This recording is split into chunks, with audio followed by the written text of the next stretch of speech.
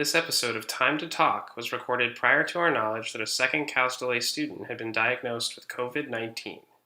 Hey Golden Eagles, it's time to talk. I'm your host, Adrian Bennett de Avila, and I'm here with my co-hosts, Richard Tzul, Marisa Vazsquez, and Joshua Letona. We're recording this episode on Monday, March 30th, around 2:30 p.m., and you can see our show when it airs on the University Times website at csulauniversitytimes.com or by searching for Golden Eagle Radio on the Radio FX app. For those of you who don't know, I'm the sports editor for the University Times and the station manager for Golden Eagle Radio. Joshua Letona is the entertainment managing editor for the University Times and the programming director for Golden Eagle Radio. We are also joined by Marisa Vazsquez, the editor-in-chief for the University Times, and Richard Tzul, the news managing editor for the University Times. As I already said, I don't know why I said that twice. Time to Talk is a show that brings together Golden Eagle Radio and the University Times under one umbrella to discuss campus news and issues, campus sports, entertainment, and anything else that connects back to Cal State LA in some way. Unfortunately, coronavirus is still a prevalent part of all our daily lives. This show is a perfect example. Coronavirus has actually affected the way we are doing this podcast. Normally, we'd be recording in the GER studio, but we now have to do this podcast via Zoom, so we maintain social distancing. With all of that out of the way, let's move into our first topic, the news that broke Friday. A student at Cal State LA tested positive for COVID-19, Richard, you actually wrote the blurb for us, so why don't you start us off? Right, I did. It was breaking news for us as an email was released, a school-wide email was released announcing the news. Now, there is some good news. This person is, according to the email, is recovering at home in self-isolation. We don't really know anything about the student. I know there's been questions such as what was their major, what department were they in, et cetera, et cetera. We don't have the answers to those questions. Now, what we were told was that this person was not on campus, at least at the time that the email was sent, that this person was not on campus for more than 3 weeks and was not in, quote, physical contact with Cal State community members, students, faculty, staff, et cetera, since around then. Now, also our school's campus medical director said that there's no risk at the time for the rest of us. So again, there is some reassuring news there, at least going by what they're saying. And our school does encourage us to contact the student health center if anyone comes down with COVID-19, they are encouraged to reach out to the student health center to notify them of that news. I just want to get some other thoughts from some of the other, not panelists, that's the wrong word, but some of the other podcasters with me. What did you guys think when you first heard the news that we got our first case of COVID-19? Marisa, you want to take it from here? Sure, yeah. I was honestly surprised that we hadn't heard of a student earlier, given the fact that LA's been hit really hard. California in general has been hit really hard during this pandemic. So as far as we know, the school's very blessed to have one student, but I would not be surprised if more come forward. This is a growing issue, and Mayor Garcetti himself is very stressed out about this issue and updates the city on a daily basis. So time will tell how many more students will be diagnosed with COVID-19. But as far as we know, the single student, as a student myself and someone who goes to the school and cares about the students, I'm happy to know that it's only one, and I hope it stays that way. But time will tell to see how many students come down with it. Real quick, you meant when the school is really blessed, you mean to only have one case, not to have only have one case. Yes. Yeah, okay. Yeah, sorry. Yes, thank you thank you. Yeah, just wanted to help you out right there. Josh, what did you think when you first heard the news? Richard pointed out that the email said the student had been on campus for 3 weeks, and luckily the school took the precautions they needed to, which was, cancel classes the week after and then start moving it online. So no one's been on campus outside of probably just staff and some faculty on campus during that time, and they've been disinfecting and doing all kinds of things to make sure the school's clean. So Marisa's right, luckily it's only one right now. Again, won't be surprised to see if there's more. It's a matter of time and seeing how this sort of spreads, but luckily we're just taking the right precautions. I imagine not only us, but a lot of the Cal State LA community is at home, and that's what we could wish right now. So, when people go out, still be very careful about the things you touch. I know I've been out just a couple times to pick up food and stuff like that, and I'm hand sanitizing all the time. So that's the only message that I can really send right now to all our listeners or viewers at home. Because like I said, luckily, Richard, you said right, this person is in recovery right now. So hopefully they'll be okay. It looks like they're going to be fine. Yes, go ahead, Marisa. From as far as we know, they are recovering. Do we have any update on that? On whether or not they have fully recovered or they're still recovering currently? As of right now, no, we haven't heard anything since that email. Okay, gotcha. I know that. Yeah. Oh, sorry, go ahead, Josh. Oh no, yeah. I was just gonna wrap up my thought here is that, with this one student, it looks like they'll be okay, and hopefully we don't hear about any more cases. I know in my local neighborhoods there haven't been a case yet, so sometimes the spread, we don't know. Maybe it's just that people haven't been tested yet, but maybe we're just fortunate that it hasn't spread more than it has to have. So, yeah. But go ahead, Adrian. What were you gonna say? No, I just, I would want to echo everything you guys have said. And also I know that the University Times has been diligently covering all the COVID-19 stuff. So if there's anything else you guys want to bring up, like something else we've been covering recently that you think people should know, I think now's a good time to bring that stuff up. So anyone can jump in here. Well, Richard's been working on student loans for students. There's been an update on that. Richard, if you want to talk more about that. Sure. So it's actually kind of funny because on Friday when the news broke and the article was published, this happened literally just a few minutes before the breaking news story of the student diagnosed with COVID-19. So there was these back-and-back developments, both that affect us in some form or another, or at least are in our own interest. We were just discussing how COVID-19 affected us about as directly as it can get, infecting one student.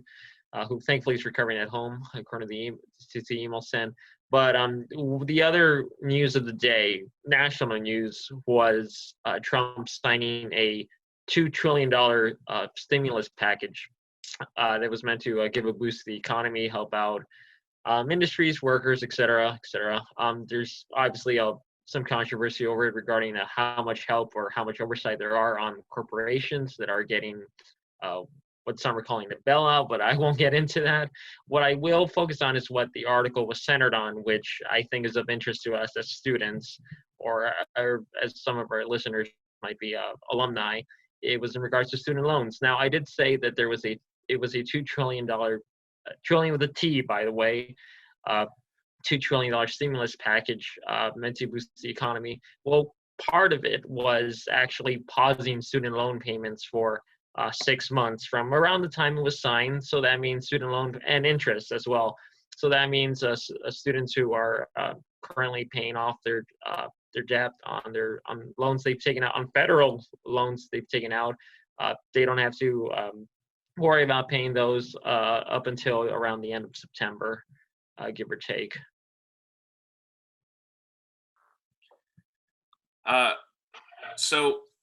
Is there anything else? I know it's a huge issue, obviously. Did any of you guys take out loans in your time here, if you're still going on or anything like that? You did, Richard? Okay, well then that story definitely applied to you then. Yes. I'm lucky enough to not have taken out a student loan. I had even through FAFSA, I don't think I even qualified for a loan. So, but I know for a lot of students that was a big issue, and it continues to be a big issue. So the fact that it's gotten pushed back to September is very beneficial for a lot of students, I'm sure. I don't know how you guys both feel about it. Adrian, did you take out a student loan as well, or? Thankfully, I have not had to take out student loans, Okay. But I am aware of the issue, and I know it's really challenging for students who really rely on that for their schooling, and a lot of economic stuff is really up in the air right now because so many businesses have closed down. I know we were thinking about maybe applying to jobs and stuff, which might not be there for a little bit because of everything shutting down pretty much outside of essential business operations. So yeah, it's problematic. It's a big issue for sure. Josh and Richard, what's it like for you guys knowing that that's the next time you have to do a payment? in September. Josh, why don't you go first? Yeah. No, I mean, I'm fortunate right now because I still have another year of school, so I don't have to focus on loan payment until I'm done. That being said, I imagine this is good news for you for now, Richard. But hopefully this really just means that like we get to see this blow over soon. Because if coronavirus continues and I get to see a loan postponement, that's great, but also is not an exciting future to know how far this might last. So that's really what I'm keeping in mind is like, I mean, I only had to take out loans for my first year just because of like a document issue of trying to match with my financial aid and what I like had on record with my application. The only reason I took out loans. So it's not a whole lot, it's not a substantial amount, but at the same time, I understand like for students who like Richard, like I said, or others who I know who are maybe in more demanding fields in a lot more like UCs and like this is a good time for them at least to like not have to worry about those bills and payments. If you're just joining us, you're listening to Time to Talk, a show about Cal State LA news and issues. We were just discussing the news that a Cal State LA student was recently diagnosed with coronavirus and some additional campus issues. Richard, did you want to touch on the student loans again real quick before we head into our next topic? Sure, I will say that, yeah, this is certainly, as Joshua was saying, and well, really, the rest of you were saying that this can be a help for those trying to pay off their loans, their federal loans, that is. That being said, yeah, there's also that sort of anxiety of regarding the pandemic, if hopefully it will subside and we can just get back to a regular economy where people can, as Josh is saying, look for work, get food on the table, etc. Unemployment has hit a record high as of last week. I think it was over 3 million, about 3 million individuals applied for unemployment last week. That's a record high. And so it just, well, while the student loan payment is obviously going to be a help for some, there is a more looming concern, not just regards to student debt, but the economy as a whole. So hopefully things will start improving by the time the suspension expires in September. Okay, so great thoughts, everyone. I think we're going to transition to our main topic of the episode, how to avoid cabin fever and some of the things you can do to avoid going crazy while we're all stuck inside during the pandemic. And I think this is particularly timely now since we're all going to be on spring break, and normally I think people would travel or go to the beach or hang out with friends, among other things, but we're all going to be stuck inside, so what are some of the things you guys are planning on doing over your spring breaks to stay sort of either mentally or physically active? Well, me and Josh have been actually hanging out via Animal Crossing. So that's been a fun little different change of pace as like we're like, we would hang out in person at the newsroom, at school, go get lunch. Now we just like go visit each other's islands, and like he showed me his museum. I'm like, oh my God. So now I got a museum, and it's just fun stuff. But Josh, you want to talk more about that? No, yeah. Video games have been a really good way to sort of de-stress right now in this time. Marisa and I are playing Animal Crossing. I'm using it to catch up on stuff that I bought earlier in the year and haven't gotten the chance to play. So I just started God of War, which a lot of fun. It's a lot, sometimes you need to just blow off some steam as like a half Greek god and his son. So it's really fun. And otherwise, a lot of what I've been doing on my downtime is just catching up on television. I know that's probably what a lot of people are doing since there's not a lot to do. And I've just been, Clone Wars is back on Disney Plus. A lot of Star Wars content that I'm just like living in right now. So I'm watching those. Just a couple other stuff that I have on my docket. But it's been just really a lot of just relaxing and just doing things that I was always going to say I was going to watch or play or read. And I'm like, okay, now I have to because there's no excuses. So any recommendations people gave me, I'm sure they're going to get back to me soon saying, did you watch it yet? I'm like, I'm going to get to it. And they're like, there's no excuse now. You have to watch it. Richard, you want to hop in here? What are some of the things you've been doing to stay busy or plan on doing? Right. Well, I've really buried myself in my work. I think we all have, really. Everyone in this podcast has been really dedicated to their work, so thank you for that, guys. But aside from just putting in a lot of hours for the UT, uh, I just try to still just take care of myself, essentially. While I may be stuck at home, I'm still exercising fairly frequently. I actually think it's a little easier now for me to switch that in my schedule since I'm home often. And in case if anyone has any misconceptions, even during the safe at home orders in New York City, you are allowed to go outside. That is, if you want to go for a walk or for a jog, as I will do sometimes. You just make sure you maintain social distance as you're doing so. And so it's kind of ironic. This March, or at least the last couple of weeks, for the most part, we've had a little bit of rain here and there and some cloudiness, but largely there's been a lot of beautiful sunshine. Days are really gorgeous, and it's a great time to just go out for a walk, go out for a jog if you want to do that. Get some air outside of the house during this time when you're cooped up. That's totally fine. You won't at all get ticketed or in trouble or anything like that. So just be sure to be safe and maintain your distance. Aside from that, just calling up my grandmother every day. I'm no longer seeing her in person as a precaution, but just, I enjoy talking to her, and I can tell it's uplifting to her spirits whenever I call her. So I also recommend, while everyone at home this spring break is absolutely de-stressed, take care of yourself, but make a little bit of time, maybe just a 5 or 10 minute phone call to a friend, a family member, someone who might be having a harder time coping with this, etc. Yeah, Richard, I totally feel you on that one. As I briefly discussed last episode, I had to move back home to the Bay Area because of COVID-19 and because they were clearing everyone out of the dorms, which is where I was previously. But one upside of that is I get to spend a lot more time now with my younger brother, who I didn't get to see as much when I was in Los Angeles. And so we've gotten to hang out a lot. I think I'm probably in the similar boat as Josh and Marisa. A lot of video games, like we just play a lot of. I don't know if you guys have ever heard of the game like Overcooked, but we play a lot of that.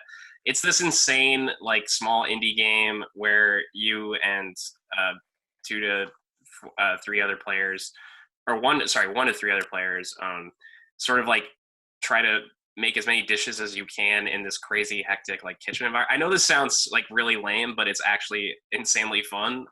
And Oh no, trust me, Adrian. I played this on PlayStation. It is absolutely one of the most fun party games I've ever played. Yeah, it's amazing. It's like, it sounds like such a simple premise, but they really find ways to iterate on it in each, like, new kitchen and stuff, and they throw in new variables. So both the first one, Overcooked, and Overcooked 2, I highly recommend if someone's maybe feeling a little down or just bored and wants just like a fun party game to play. And yeah, I think you guys all touched on it as well, but I think one of the benefits to coronavirus is maybe like getting to do things that we haven't been able to do more recently. Like, I have all these books and like comics that I have been wanting to read but haven't been able to because I've been so busy or I'm too tired or whatever, life gets in the way. So I'm hoping I'll be able to delve back into those because I really think I need to start reading some more because I feel like I'm just staring at screens all the time, and I think it's important to maybe I did exactly that, actually.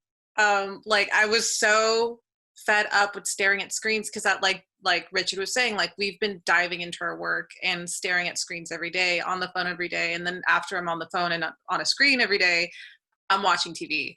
And so, like, I just, like, my brain had enough. And then one of our writers did an article that's coming up. By the time this airs, it probably is already up, but it's called Editor's Picks, and we talked about our favorite books, and all 4 of us did, obviously. And I was talking about, in that article, I wrote about my favorite book, like Water for Chocolate, and I was just like, oh, that sounds so good right now to just like read and go back to a really comforting book. And I finished that thing in less than a day, like less than 24 hours. I had it finished. I was like, oh dang, like I really needed to like be away from a screen. And I think that's what we all really need to, is like to just remember to not stare at gamma rays or whatever type of gamma rays.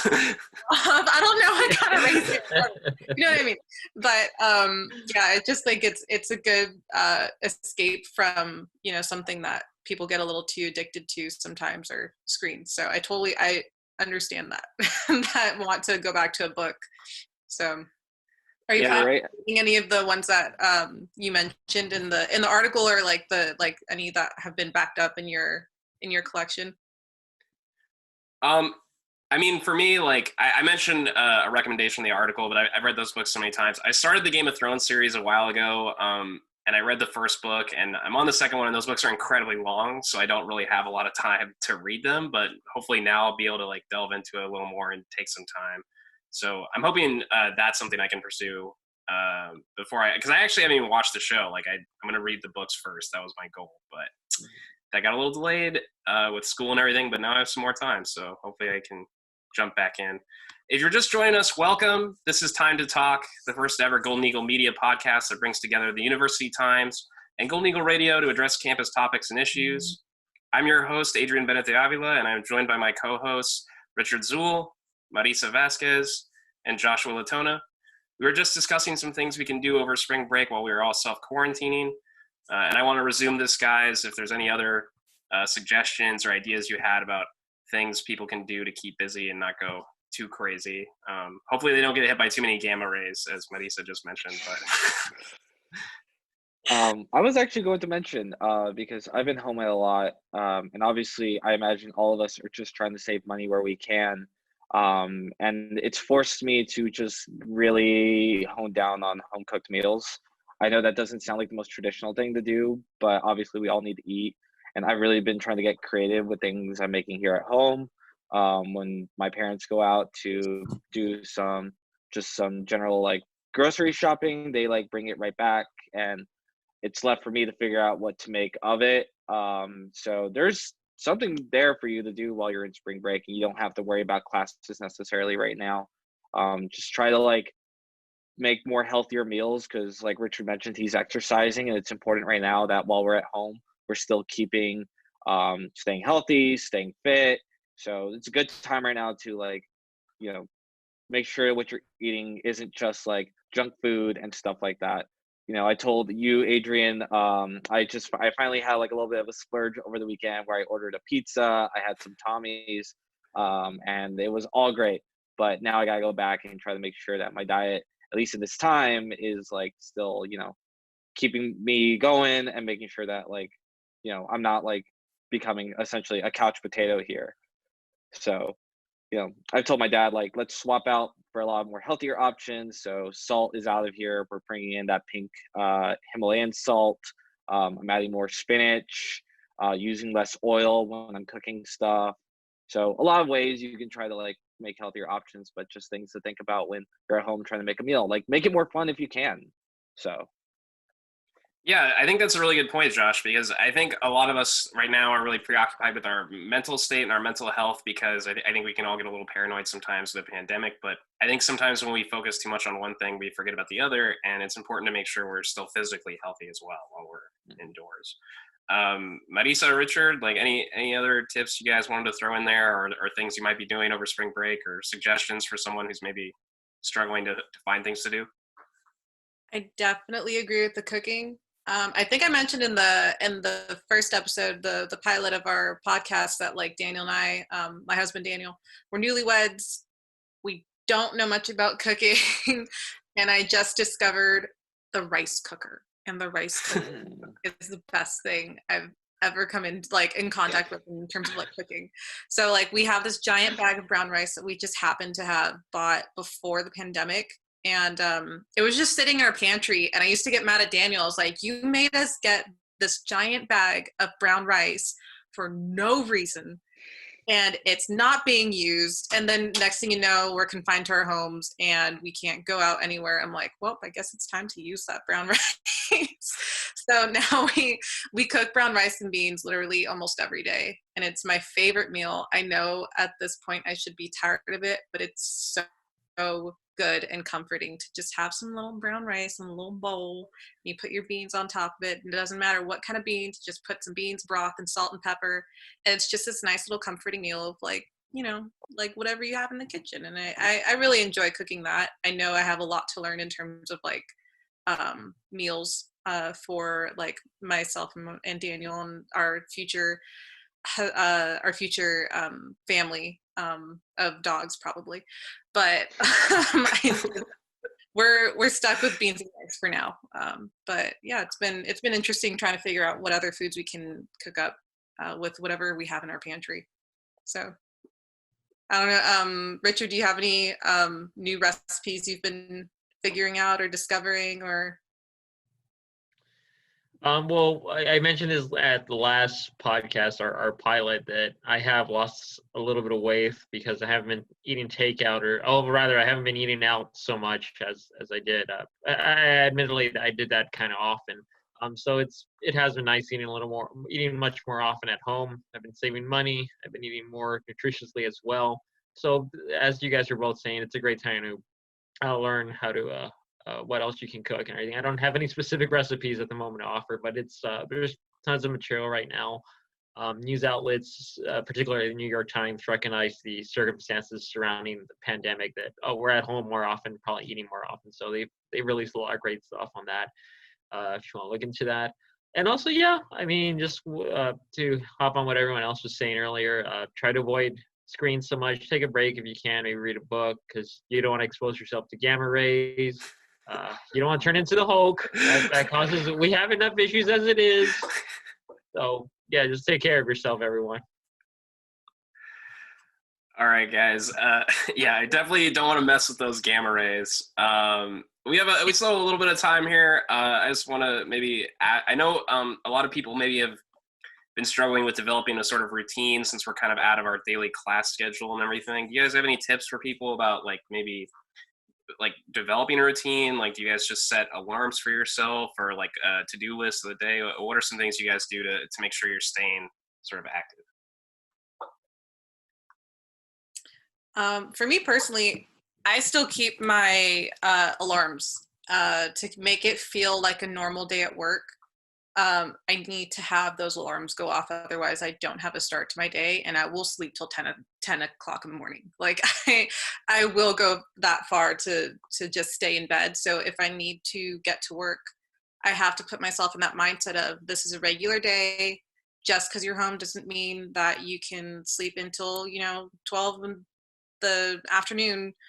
You need to kind of set those regular standards for yourself that you would have had before the pandemic, so that you can keep your productivity up. That's what I find helpful for myself. I have my own little I have two stations. I have this station that we're at right now, and then I have my kitchen table station, so that I don't get kind of stuck in one zone. But I like to make sure that my bedroom is my bedroom, but my workstations are out in the living room and the kitchen or the dining area.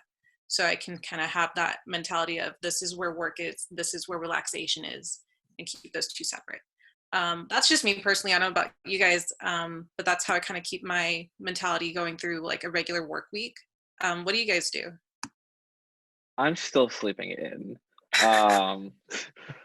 I don't have to worry about getting up at any time, so I'm just sleeping until 10, 11. But once I'm up, I basically get my day started. Hopefully I'm up at 10. I'm going to make breakfast right away. I'll wash those dishes immediately. I'll typically sit down, try to just decompress for a second, just because making breakfast can be a bit of a hassle sometimes. You gotta keep track of what you're cooking. So I'll just sit down for a minute, and then basically you're right. I have this table area right here where I start doing work. Then once I knock out a good chunk of stuff, I mean, there's still chores to do around here. So my day is pretty much going the same day by day. So I'm making sure this house is clean. I got 2 younger siblings I'm taking care of, so they're always keeping me on my toes, making sure they're well fed, that they're showered, keeping their hygiene up, because they're boys, and if you don't keep track of them, they're gonna slip, and then before you know it, by the end of the day, they smell. And if I failed on that part, then what kind of brother am I? So I'm just trying to, my days are pretty much just almost acting like a parent a bit. I'm just making sure things are tidied up here. I'm keeping active. I'm putting in work where I can. I'm making sure once I do a big load of something, I just relax for a second. I'll play some tunes on my Amazon Echo here. And it just makes things, going by so much easier. I know it can feel very cabin fever-ish, but as long as I'm keeping busy, And I think that's what sometimes a lot of us need to do, is just not focus on it and keep doing things. You don't really realize it. And then before you know it, it's like 8, 9 o'clock at night, and you can just relax, put on a movie, read a book, and do stuff like that. Great thoughts, guys. I want to thank everyone for listening. Thank you, Golden Eagles. This has been Time to Talk, the show that deals with Cal State LA campus and student issues. I want to thank my co-hosts today. Thanks to Richard Tzul, Marisa Vazsquez, and Joshua Letona. Thanks for being with me. Thank you for being with. Hold on. Let me not butcher this. Thank you for being with me here today, guys. For the University Times and Golden Eagle Radio, I'm Adrian Bennett de Avila. Stay safe, everyone.